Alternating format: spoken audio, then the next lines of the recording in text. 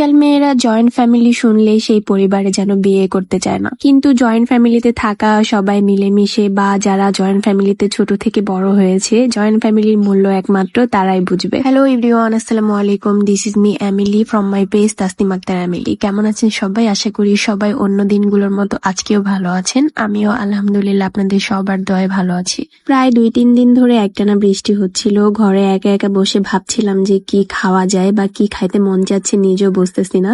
পরে সামনে একটা ফেসবুক পেজ পড়ে যায়, সেখানে দেখি অনেক ধরনের আচার। তো আর দেরি না করে সাথে সাথে কিন্তু আমি প্রায় 15 থেকে 20 ধরনের আইটেমের আচার অর্ডার করে নেই, আর সবাই মিলে বসে বসে খাচ্ছিলাম। অনেক বেশি মজার ছিল, ঝাল ঝাল মিষ্টি মিষ্টি সব ধরনের আইটেমই ছিল। তো আপনারা যারা ঘরে বসে এই বৃষ্টির দিনে খাবার কিছু পাচ্ছেন না, তারা কিন্তু অবশ্যই অর্ডার করে ফেলবেন। পেজ লিংক কিন্তু আমি উপরে দিয়ে দিব ক্যাপশনে।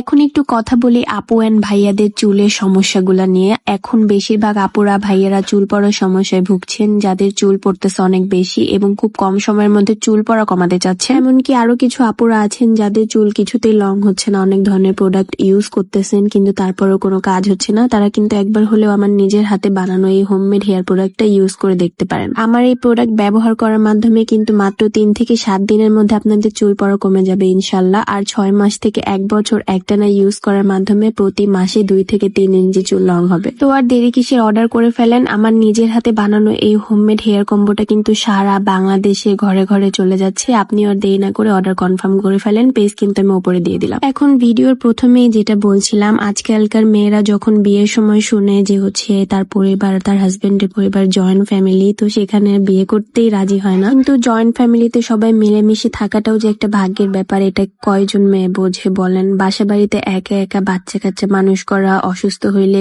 মানে কেয়ার করার মতো কেউ থাকে না। সেখানে জয়েন্ট ফ্যামিলিতে সবাই মিলেমিশে খাওয়া দাওয়া রান্না বাড়া, একজন অসুস্থ হইলে আরেকজন দেখতে পারে, আরেকজন অসুস্থ হইলে আরেকজন দেখতে পারে। এগুলো আসলে অনেক মেয়েরাই বুঝতে পারে না। এখনকার মেয়েদের তো বিয়ে করার আগে এক দফা এক দাবি থাকে যে যেই ফ্যামিলিতে শ্বশুর শাশুড়ি নাই, যেই ফ্যামিলিতে একটা মাত্র ছেলে, সেখানেই বিয়ে করবে বা সেই বাড়িরই বউ হবে। আসলে ভাবেন মেয়েদের মেন্টালিটি বা চিন্তা ভাবনা এখনকার মেয়েদের কেমন। যাই হোক, কিছু বলার নাই। যারা ছোটবেলা থেকে জয়েন্ট ফ্যামিলিতে বড় হয়েছে তারা একমাত্র জয়েন্ট ফ্যামিলির মর্ম বুঝবে, আর যারা ছোটবেলা থেকে একা বড় হয়েছে তারা আসলে এটা বোঝার ক্ষমতা রাখে না। তো যাই হোক, বিকেলের দিকে একটু বৃষ্টি নেমেছিল। বৃষ্টি থামার পরে কিছু কেনাকাটার জন্য ননদদের সাথে নিয়ে, তারপর শাশুড়িকে সাথে নিয়ে, হাজবেন্ডকে সাথে নিয়ে একটু বাহিরে গিয়েছিলাম। আর আমার ছেলেটা তো তাদের ফুফাতো ভাই বোনদেরকে পেয়ে আমাকে ভুলেই গেছে, আমার সাথে আসেই না, তাদের সাথে খেলতে বিজি ছিল।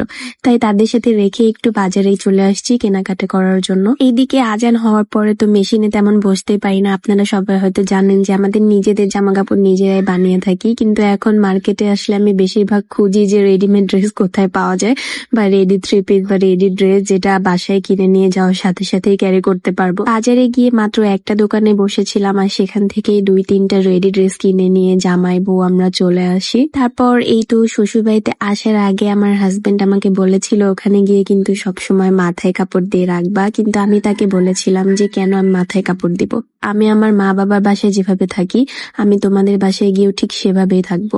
আমার বাবা মায়ের সামনে তো আমি কখনো ঘুমটা দেইনি, কখনো তো লুকোচুরি খেলিনি, তাহলে কেন তোমার বাসায় গিয়ে আমি এমন করব? পরে সেও আমায় বলেছিল ঠিক আছে, তোমার যেভাবে ভালো লাগে তুমি সেভাবেই থাকবা। তারপর এই তো কেনাকাটা শেষ করে বাসায় চলে আসি, আর দুইজনে মিলে একটা ছোট্ট টিকটক ভিডিও বানাই ফেলি। তো আমার টিকটক অ্যাকাউন্টে এই ভিডিওগুলো আগেই কে কে দেখে ফেলছো অবশ্যই কমেন্ট করে যাবা। তারপর রাতের বেলা আমার সব ননদদের ছেলে পেলে মিলে আমরা একটা ভিডিও বানানোর জন্য প্রস্তুতি নিয়েছিলাম। এই ভিডিওটা অলরেডি টিকটকে ভাইরাল হয়ে গিয়েছে, প্রায় 25 লাখ ভিউজ, মানে 2.5 মিলিয়ন। ওই ভিডিওটাও কে কে দেখেছো তারাও অবশ্যই কমেন্ট করে যাবা, আর ভিডিওটা সবার কাছে কেমন লেগেছে সেটাও কমেন্ট বক্সে জানাতে একদম ভুলবা না। আমার 4টা ননদ হচ্ছে আমার হাজবেন্ডের থেকে 4 জনই বড়। আমার হাজবেন্ড হচ্ছে ছোট, আর আমার দেবরও আছে।